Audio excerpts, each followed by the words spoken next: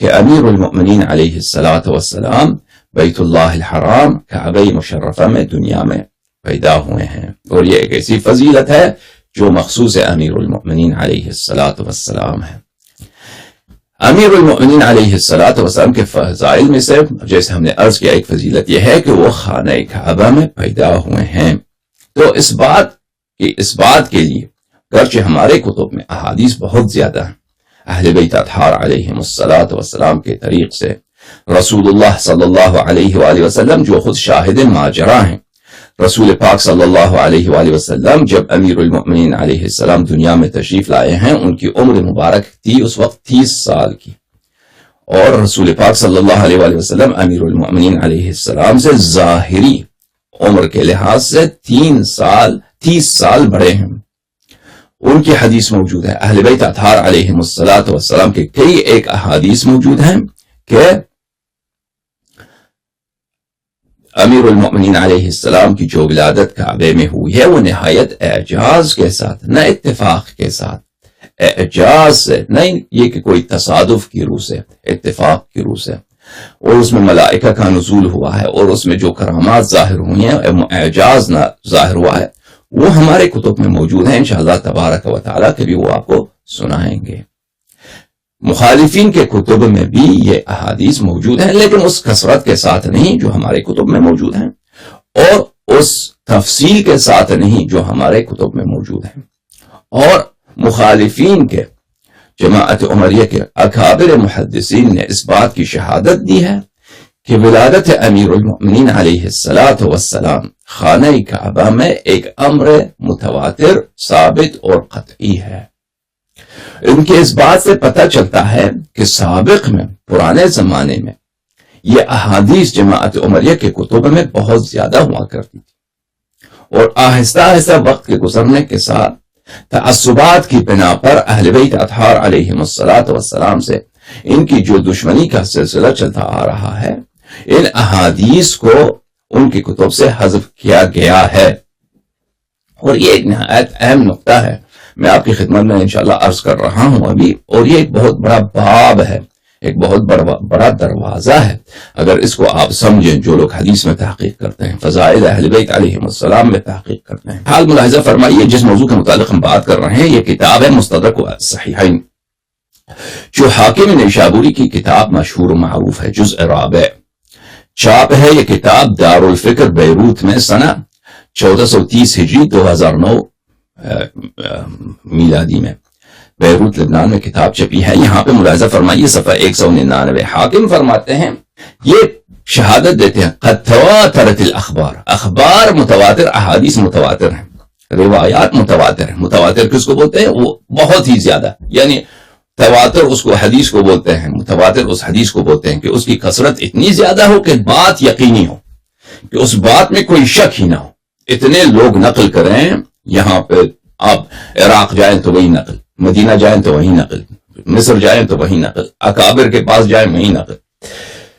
کتب سلف کے پاس جائیں تو ان کے یہی نقل، یہ اس کو بولتے ہیں متواتر۔ قد تواترت الاخبار، اخبار متواتر ہیں، احادیث متواتر ہیں، ان سیدۃ نساء العالمین فاطمہ بنت اسد، کہ حضرت صدیقہ طاہرہ فاطمہ بنت اسد سلام اللہ علیہا ولدت امیر المؤمنین علی بن ابی طالب کرم اللہ وجہہ، کہ انہوں نے دنیا میں لایا ہے، انہوں نے ان کو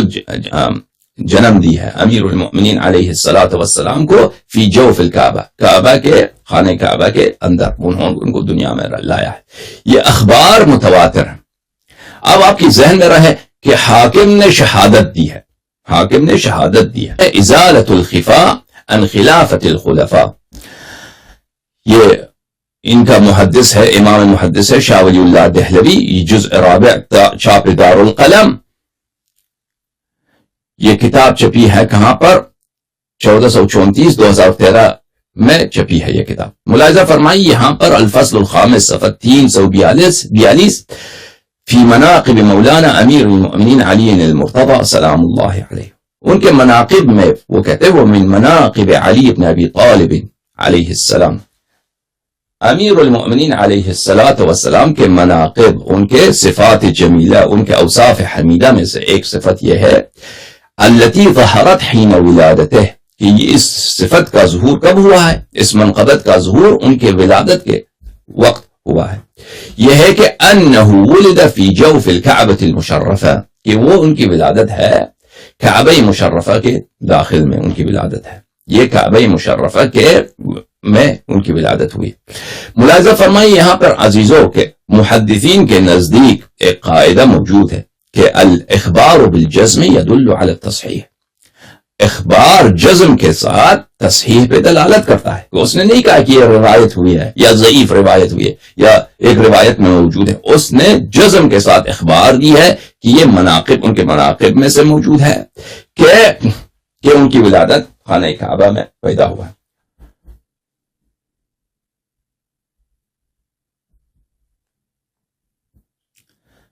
ملاحظہ فرمائیے عزیزو، یہ کتاب ہے تذکرۃ الخواص لابن الجوزی. یہ کتاب مخطوط ہے، مخطوط سبت ابن الجوزی ہے. مجلس شورای اسلامی کا جو کتاب خانہ ہے، لائبریری ہے ایران میں، اس مجلس شورای اسلامی یعنی شاہ کے زمانے سے، اس زمانے سے ان کا بہت بڑا لائبریری ہے وہاں پہ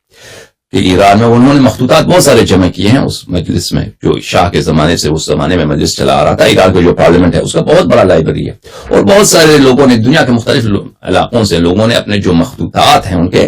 وہ ہدیے کے طور پہ دیتے تھے، کیونکہ مخطوطات ضائع ہو جاتی ہیں تو ان کے حفاظت کے لیے کوئی شخص چاہتا ہے کہ مخطوط ضائع نہ ہو جائے اس کے مرنے کے بعد، تو وہ ہدیہ کرتے ہیں کس کو؟ یہ ایسے لائبریریز کو جو ان کا خیال رکھے. اچھی بات ہے. تذکرۃ الخواص یہاں پہ سبت ابن الجوزی جو اپنے زمانے میں بہت بڑا عالم تھا جماعت عمریہ کا، وہاں پہ یہ روایت کرتے ہیں میرے عزیز ملاحظہ فرمائیے. وقال اکرمہ بربری جو رجال بخاری مسلم وغیرہ میں سے ہیں، ابن عباس کا جو غلام رہا ہے،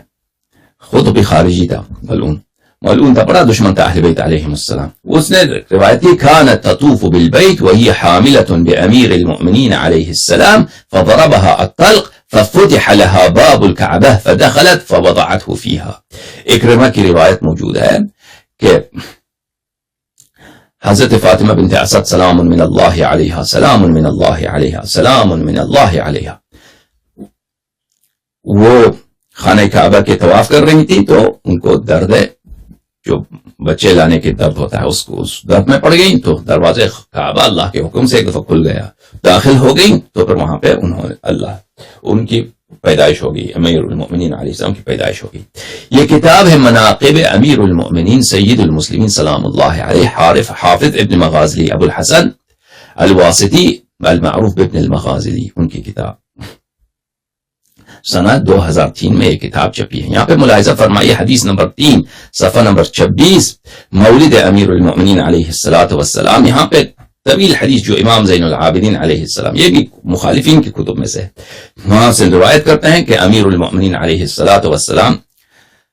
کی ولادت اس طرح ہوئی کہ کچھ خواتین کعبے کے ساتھ تھے تو حضرت ابو طالب علیہ السلام تشریف لائے، بہت پریشان، بہت غمزدہ. لوگوں نے پوچھا کہ کیوں آپ غمزدہ ہیں؟ تو حضرت ابو طالب علیہ السلام نے اپنے دونوں ہاتھ چہرے پہ رکھا اور کہا کہ میری وائف جو ہیں، میری جو بیگم جو ہیں، ان کو بچے لانے کا درد ہے، ان کو کافی تکلیف ہے. تو اس وقت وہی وقت حضرت رسول پاک صلی اللہ علیہ وآلہ وسلم تشریف لائے اور انہوں نے اپنے چچا کا ہاتھ لیا اور وہ گئے اور انہوں نے حضرت فاطمہ بنت حسن سلام اللہ علیہ کو اپنے ساتھ لایا. حضرت ان کے چچا بھی تشریف لائے اور ان کو خانہ کعبہ میں داخل کر دیا، اور پھر امیر المؤمنین علیہ الصلوۃ والسلام کی پیدائش ہو گئی. تو اس روایت کے مطابق رسول پاک صلی اللہ علیہ وآلہ وسلم نے خود داخل کیا ان کو خانہ کعبہ میں. اچھا، پھر وہ راوی کہتے ہیں، راوی ایک عورت ہے، وہ کہتی ہے لم ارا کحسن وجہی، میں نے ان بچے کو دیکھا کہ وہ امیر المؤمنین علیہ الصلوۃ والسلام کی پیدائش جب ہوئی، اس جیسا حسین بچہ میں نے کبھی زندگی میں نہیں دیکھا، بہت حسین تھے. اور ان کا نام حضرت ابو طالب علیہ السلام نے علی رکھا. وحملہ النبی صلی اللہ علیہ وآلہ حتی اداہ الی منزلہا، پھر حضرت ابو طالب علیہ السلام نے ان کا نام علی رکھا سلام من اللہ علیہ، اور رسول پاک صلی اللہ علیہ وآلہ وسلم نے ان کو اپنے گود میں لیا اور خانہ کعبہ سے ان کو اپنے گھر لے گئے اور ہماری روایات کے مطابق بہت ساری روایت موجود ہیں کہ رسول پاک صلی اللہ علیہ وآلہ وسلم نے شروع ہی سے وہی خانہ کعبہ سے جب حضرت فاطمہ بنت اسد سلام اللہ علیہ خارج ہوئی ہیں تو امیر المؤمنین علیہ السلام کو گود میں لیا ہے پر ان کو چھوڑا نہیں ہے. یعنی پرورش امیر المؤمنین علیہ السلام کو کن کے ذمے تھی؟ نہ حضرت ابو طالب علیہ السلام کے ذمے تھی، نہ حضرت فاطمہ بنت اسد سلام اللہ علیہ کے ذمے، بلکہ رسول پاک صلی اللہ علیہ وسلم کے ذمے. ان کو اپنے ساتھ لیا، اپنے سینے پر رکھا، اپنے سینے پہ ان کو بڑا کیا. ان کے لیے جو گہوارہ تھا بالکل اپنے بستر کے ساتھ لگاتے تھے رسول پاک صلی اللہ علیہ وسلم. ان بستر کو ہلانے والا کون تھے؟ امیر المؤمنین علیہ السلام کو رسول پاک صلی اللہ علیہ وسلم. اچھی بات ہے.